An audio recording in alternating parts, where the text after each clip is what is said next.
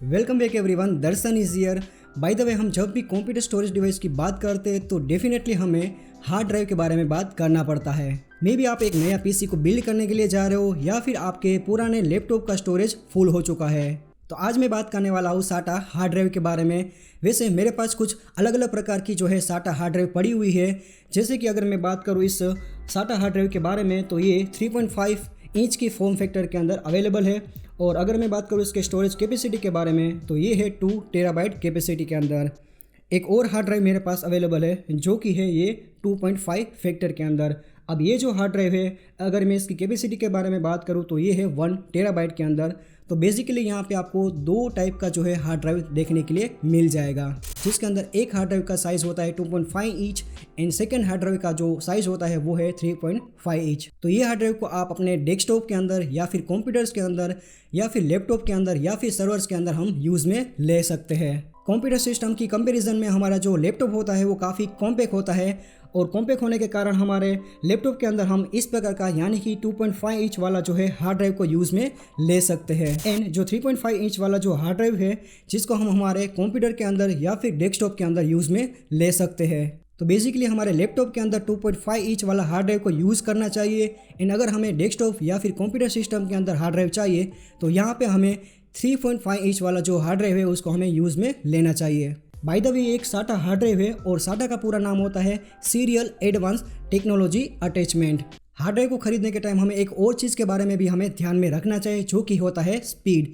अगर मैं बात करूँ इस हार्ड ड्राइव के बारे में तो ये 7200 आरपीएम के ऊपर काम करती है, और ये जो हार्ड ड्राइव है वो 5400 आरपीएम के ऊपर काम करती है। आरपीएम का मतलब होता है रिवोल्यूशन पर मिनट, यानी कि जितना आरपीएम ज़्यादा होगा उतना रीड एंड राइट स्पीड यहाँ पे हमें हार्ड ड्राइव के अंदर ज़्यादा मिलेगा, और जितना आरपीएम कम होगा उतना हमें रीड एंड राइट स्पीड कम मिलेगा। वैसे ये दोनों हार्ड ड्राइव का जो साइज़ है वो बिल्कुल सेम है, बट फिर भी यहाँ पे एक हार्ड ड्राइव 5400 आरपीएम के ऊपर काम करती है और एक हार्ड ड्राइव वो 7200 आरपीएम के ऊपर काम करती है। तो जब भी आप हार्ड ड्राइव को खरीदने के लिए जाओ तो आपको यहाँ पे जो हार्ड ड्राइव का स्पीड है यानी कि जो आरपीएम है उसको आपको डेफिनेटली ध्यान में रखना चाहिए। वैसे हार्ड ड्राइव का जो स्टोरेज कैपेसिटी होता है वो आपको मिल जाएगा 500 GB से लेके 16 टेराबाइट तक। तो मैं आपको यहाँ पे मेरे पास अवेलेबल कुछ हार्ड ड्राइव का कैपेसिटी दिखाना चाहूँगा। तो सबसे पहले मैं आपको इस हार्ड ड्राइव के बारे में इंट्रोड्यूस करना चाहूँगा। तो इस हार्ड ड्राइव का जो कैपेसिटी है वो है 2 टेराबाइट, और ये हार्ड ड्राइव का जो कैपेसिटी है वो है 500 GB, और ये 2.5 फैक्टर वाला हार्ड ड्राइव का जो कैपेसिटी है वो है 1 टेराबाइट। और यहाँ पे मेरे पास एक और हार्ड ड्राइव अवेलेबल है जो कि है पोर्टेबल हार्ड ड्राइव, जो कि है सियागेट की तरफ से, और इसका जो कैपेसिटी है वो है 2 टेराबाइट। बेसिकली हम हार्ड ड्राइव इसलिए यूज़ करते हैं क्योंकि हमें लोअर प्राइस के ऊपर और ज़्यादा कैपेसिटी हमें हार्ड ड्राइव के अंदर मिल जाती है। बट ये हार्ड ड्राइव का एक यहाँ पे नेगेटिव पॉइंट ये है कि इसका जो रीड एंड राइट स्पीड है वो काफ़ी स्लो रहता है। अगर आप लोग अपने पुराने लैपटॉप का स्टोरेज को बढ़ाना चाहते हो तो मैं आपको यहाँ पे सजेस्ट करूँगा कि आपको हार्ड ड्राइव को छोड़ के आपको SSD को खरीदना चाहिए। अब इसके पीछे का जो रीज़न है वो ये है कि जो हार्ड ड्राइव होता है उसके अंदर आपको यहाँ पे कुछ मूवेबल पार्ट्स देखने के लिए मिलेगा। जैसे कि आप यहाँ पे इस तस्वीर के अंदर देख पा रहे हो कि यहाँ पे एक प्लेटर्स दिया है एंड यहाँ पे उसके ऊपर एक हेड दिया है। अब ये जो प्लेटर्स है वो जब हम हार्ड ड्राइव को कनेक्ट करेंगे हमारे कंप्यूटर के साथ तो ऑटोमेटिकली रोटेट करना शुरू कर देगा। एंड जब भी हम डेटा को कॉपी करते हैं हमारे हार्ड ड्राइव के अंदर तो यहाँ पे जो हेड है वो यहाँ पे डेटा को राइट करता है प्लेटर्स के ऊपर। एंड अगर आप देखोगे यहाँ पे SSD के अंदर तो यहाँ पे आपको कोई भी टाइप का प्लेटर्स या फिर हेड देखने के लिए नहीं मिलेगा। इन शॉर्ट यहाँ पे आपको कोई भी टाइप का मूवेबल पार्ट्स देखने के लिए नहीं मिलता। तो हार्ड ड्राइव के अंदर कुछ मूवेबल पार्ट होने के कारण अगर हार्ड ड्राइव हमारे हाथों से गिरता है तो यहाँ पे हमारा हार्ड ड्राइव खराब होने का चांसेस सबसे ज़्यादा बन जाता है। लैपटॉप हमारा एक पोर्टेबल कंप्यूटर है जिसको हम एक जगह से दूसरी जगह के ऊपर बार बार हम लेके जाते हैं। एंड अगर हमने लैपटॉप के अंदर हार्ड ड्राइव को इंस्टॉल करके रखा है तो यहाँ पे चांसेस ज़्यादा है कि हमारा हार्ड ड्राइव करप्ट हो जाएगा, और इसीलिए मैंने आप लोगों को सजेस्ट किया कि हार्ड ड्राइव की जगह के ऊपर आप SSD अपने लैपटॉप के अंदर इंस्टॉल कर सकते हैं। दूसरा रीज़न यहाँ पे ये भी है कि साटा हार्ड ड्राइव के अंदर मूवेबल पार्ट्स होने के कारण इसके अंदर नॉइज़ भी क्रिएट होता है।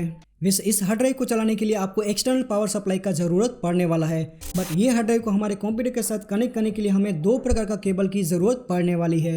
एक केबल होता है जो कि इस हार्ड ड्राइव को पावर प्रोवाइड करता है, एंड जो दूसरा केबल है जो कि इस हार्ड ड्राइव के अंदर डेटा को ट्रांसफ़र करने के लिए काम आता है। तो यहाँ पे जो बड़ा वाला पोर्ट आपको नज़र आ रहा है जो कि है पावर पोर्ट, तो ये पोर्ट को हमें डायरेक्टली कनेक्ट करना है हमारे पावर सप्लाई के साथ। एंड यहाँ पे जो सेकंड पोर्ट है जो कि है डेटा पोर्ट, और इसका जो साइज़ है वो काफ़ी छोटा है पावर पोर्ट के कंपैरिजन में।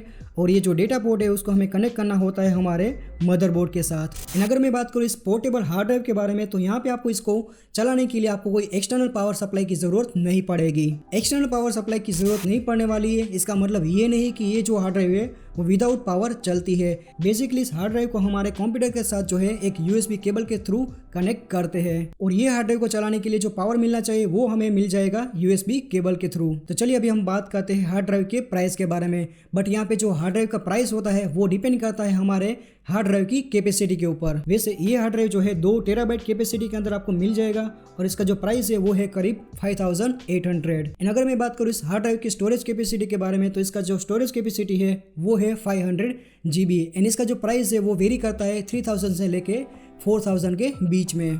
अगर मैं बात करूँ इस हार्ड ड्राइव के बारे में, तो ये हार्ड ड्राइव का जो कैपेसिटी है वो है 1 टेराबाइट और इसका जो प्राइस है वो है 3900 इंडियन रुपीज़। इन सबसे लास्ट में अगर मैं बात करूँ पोर्टेबल हार्ड ड्राइव के बारे में, तो इसका जो स्टोरेज कैपेसिटी है वो है 2 टेराबाइट और अगर मैं बात करूँ इसकी कीमत के बारे में, तो ये मुझे मिल गया था 7000 इंडियन रुपीज़ में। आई होप सो कि इस वीडियो को देखने के बाद आपके सभी डाउट को मैंने क्लियर कर दिया होगा।